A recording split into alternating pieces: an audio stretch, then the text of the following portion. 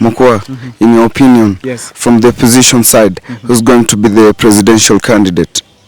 I have said it a number of times that opposition cannot produce one single candidate. Yeah. We cannot really give William Ruto an option of A and B. It should be A, B, C, and D, so that William Ruto does not know who to fight, who to counter. But we know if they come, even if it's 3 candidates from the opposition side, they will all counter one person, isn't it? Now, why am I saying so? If right now opposition makes a simple mistake that will give William Ruto some mwanya kidogo, then we are finished. Let me give an example of what I mean here. Yeah. If today they select Matiang'i, then with Kalonzo, we have left Western Kenya of 4 million votes vacant. Open. Yeah. It's open for William Ruto. Yeah. We've left Mount Kenya open for William Ruto. And I want to ask you a question. In a scenario where you have picked Matiang'i and Kalonzo, Yeah. then William Ruto has picked Kindiki from Mount Kenya. Who do you think the Mount Kenya people can vote for? The Mount Kenya will vote for Kindiki. Kindiki, because he's the representative, isn't it? Yeah. So we must have, from the opposition side, all big regions represented. Yeah.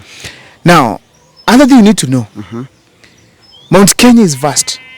They have to be motivated. Yeah. They cannot just be left like they are one term, so just pick any candidate, we are okay. No, you must motivate them, that they wake up in the morning, they are voting also, one of their own is part of the presidency. Yeah.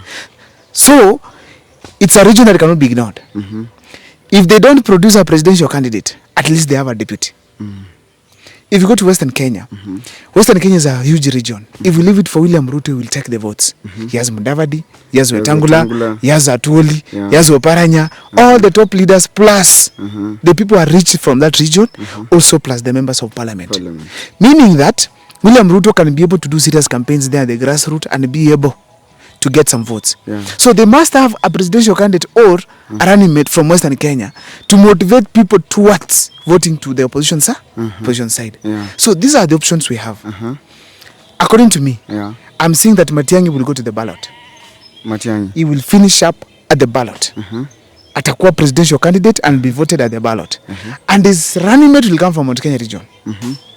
And who do you think is the best for the seat? Running mate position, I'm very sure maybe they might have negotiation with the Gachagua. Gachagua is you can't rule out that he cannot be at the ballot.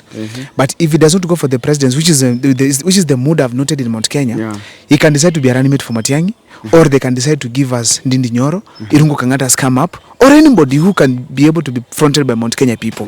But either way, Matiang'i has indicated very well that he will get a presidential, a running mate for Mount Kenya. He goes to churches there. He does campaigns there than Kisii. It's the only place he goes. Most of his friends come from there. The parties from Mount Kenya. So you can't dump Mount Kenya in any way.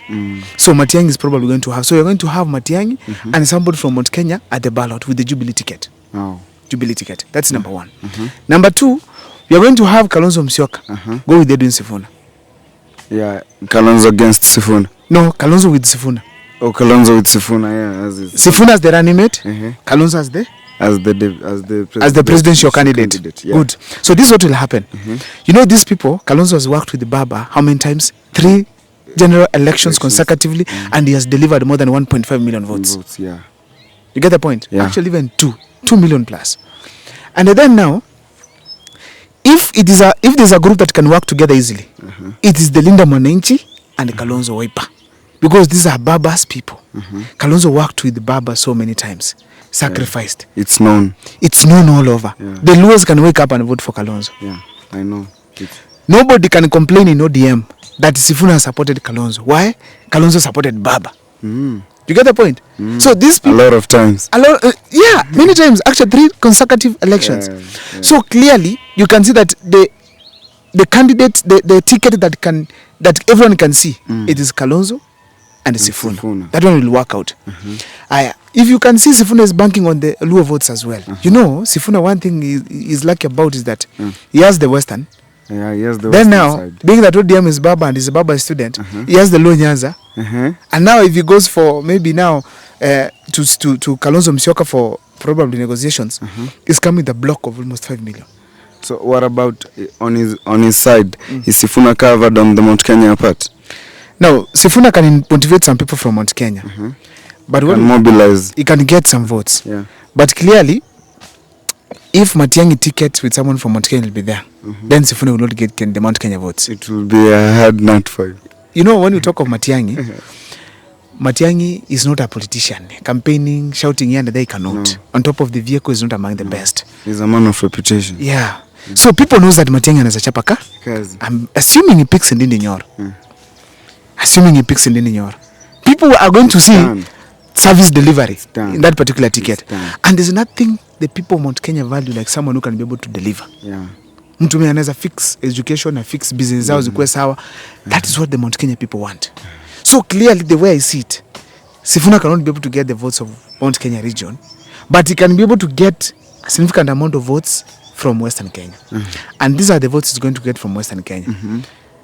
When Mudavadi was told to deliver 30% by William Ruto in 2022, he did not deliver the 30%. Raila beat them.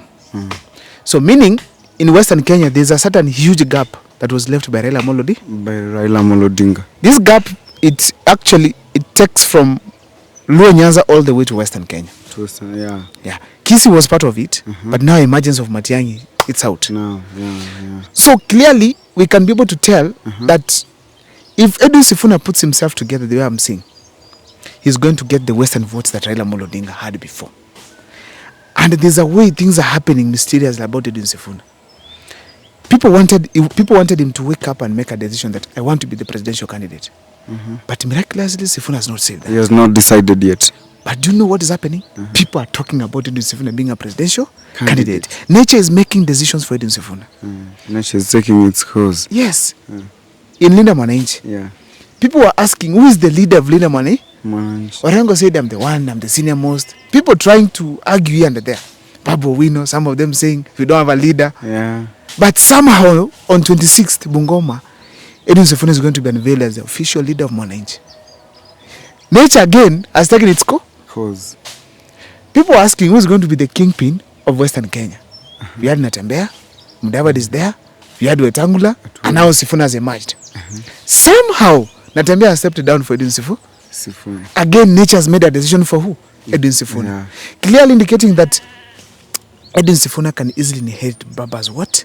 Legacy in the Western Kenya region. So we expect in 2027, Edwin Sifuna will be a serious candidate at the ballot. He will take after Baba. However, they'll be having challenges, money and stuff.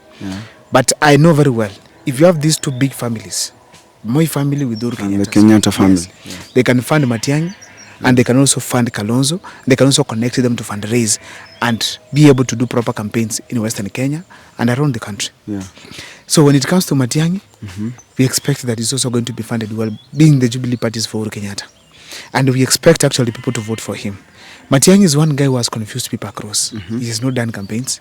He looks like he doesn't know what he's doing. But Matiang'i ni kama maji mingi ambayo inatembea. Ni mingi inatembea na ina kelele. Inakuwa imetulia. Inakaa imetulia. Hii kidogo kidogo hapa inapiga piga ikienda. Hiyo utajui ni maji hata inaweza vuka. But maji mingi ambayo imenyamaza, hii inakubeba ukienda. Ina whistle. So basically, that is what we expect in 2027. Yeah. Yes. Okay. Thank you, ladies and gentlemen. Welcome again next time to at Mokua Times. I'm your host, Samson Ngoko. Thank you.